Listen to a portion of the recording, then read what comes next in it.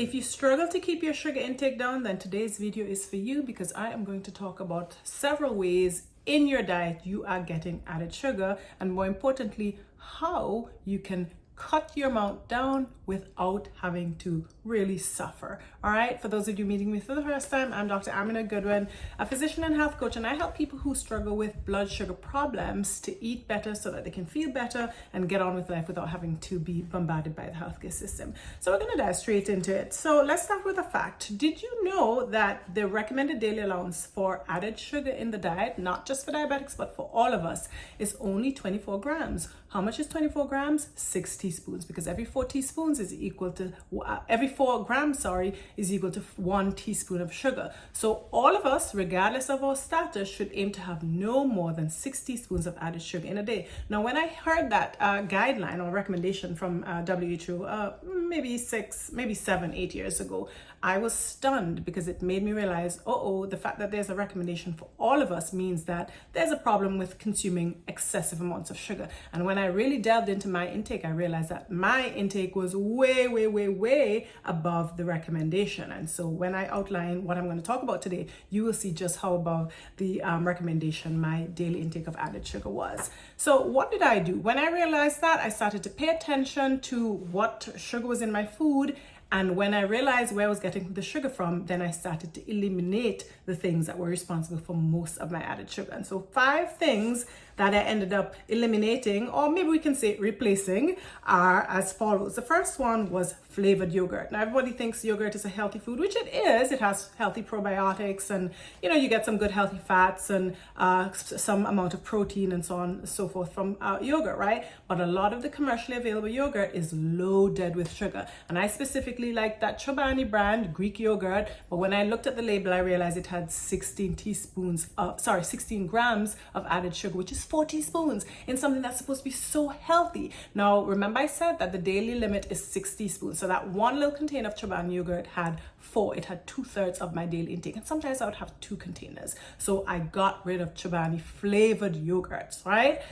What can you do? You can have the unflavored yogurt, and you can add your own fruit, or if you want a little bit of sugar, you can add a little bit of sugar, but probably you won't add as much as the 4 teaspoons that the factory puts in for you, right? So Chobani yogurt was one where I was getting 4 teaspoons of added sugar. Second thing I decided to swap out, get rid of, was breakfast cereals. The commercially available breakfast cereals are loaded with sugar. A lot of them have 20 grams, 24 grams, lots of sugar. And this is per cup. That's a serving. Oftentimes we will have more than a cup. We'll have 2 cups. 1 cup of cereal is really not that much. So I remember I would have probably 2 cups or 1.5 cups, and that would give you loads of sugar. I started selecting more healthy brands. There's Kashi is like a healthy brand I used to take, organic, all the boxes take non-GMO, but that still had 12 grams of sugar, the one I used to have, which was 3 teaspoons. I was getting 3 teaspoons of sugar, well, more, because I was taking more than the serving amount, right? So got rid of that as well, and decided that I'm just not going to have cereals anymore, right? Later on, I'm actually going to talk about some of the things that I swapped out for in place of these high sugar foods, right? Because I want to keep this video to the point, right? Third thing I got rid of was shakes, power shakes. Now, specifically Ensure. I used to drink a lot of Ensure. I felt like my diet was a little lacking maybe in protein, and maybe I wanted a little more, a few more calories or whatever. I was trying to sort of maintain my weight, working hard and so on. So I was looking at Ensure as a healthy food, a meal replacement. And it had, I think, about maybe 16 grams of protein. But when I realized it, Ensure had lots and lots of sugar. In fact, I think it had over 20 grams of sugar. Now, in preparing for this video, I went and looked up Ensure, the label, quickly to see how much sugar was in it.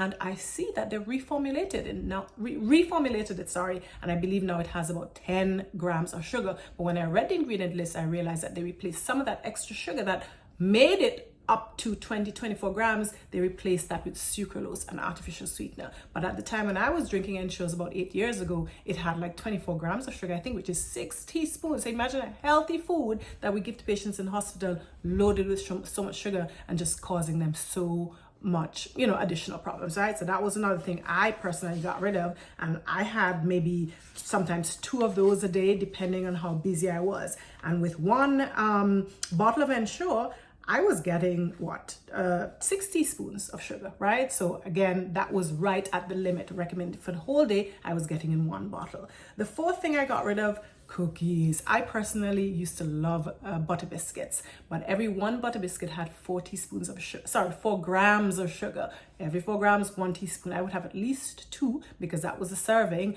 And so I was getting 2 teaspoons of sugar just from those butter biscuits, right? Add that to everything else I was already taking, right? So that's another thing I got rid of. And the fifth and final thing, which was probably the biggest, was sweetened beverages. So coffee, I would have those flavored coffees whenever I went to the different coffee shops.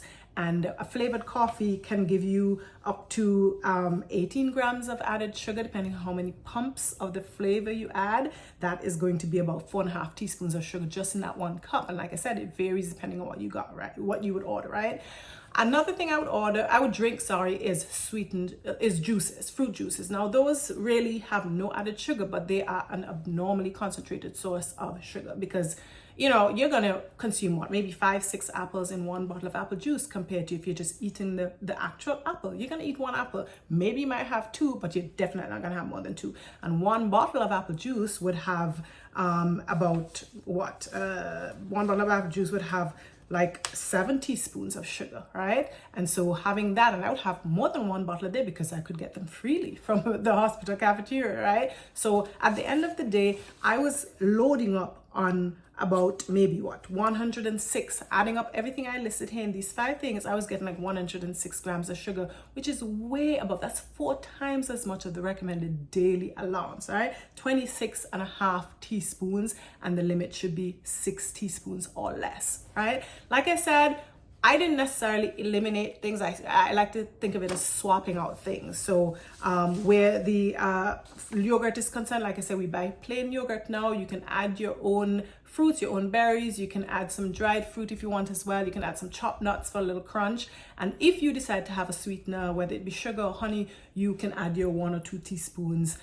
You're probably not gonna add as much as 4, okay? Something like breakfast cereals, you can do something like soak chia seeds in milk overnight and have that. You can add the same fruit and so on and so forth, or just not have it. Now I bake my own banana bread, sweet potato bread, and in those things that I bake, I control the amount of sugar added. And in fact, at the end of the day, when I take 1 or 2 slices, I will have 1 or less teaspoons of added sugar. So I'm in control of the sugar intake.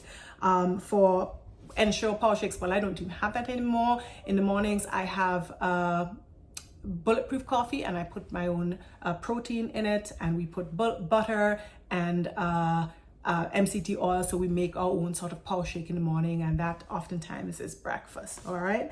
And then number 4 was cookies. I make my own cookies, and 1 cookie of what I make my cookies, they're rich, they have a lot of nuts, I use nut butter, and at the end of the day, 1 cookie has less than 1 teaspoon of added sugar, but it's still very, very tasty. And then in terms of beverages, I drink no sweetened beverages anymore. It's water or unsweetened tea. All right, so think of it as swaps. Clearly I had to train my taste buds to get used to having less sugar, but I have no feeling of deprivation or suffering because I still eat rich foods, and you can do that too. But the first step is to start really looking at your labels, looking to see where exactly your sugar is coming from, and see how you can slowly reduce these things and eventually just swap them out totally for other foods and drinks, well, that don't have any added sugar.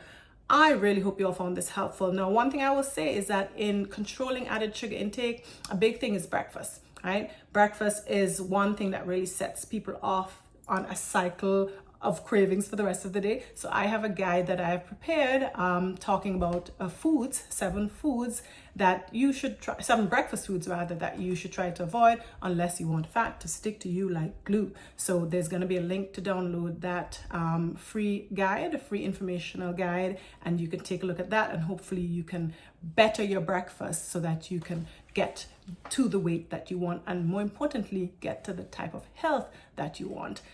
Thank you very much for watching this video, and I will see you again in a future video. Enjoy the rest of your day.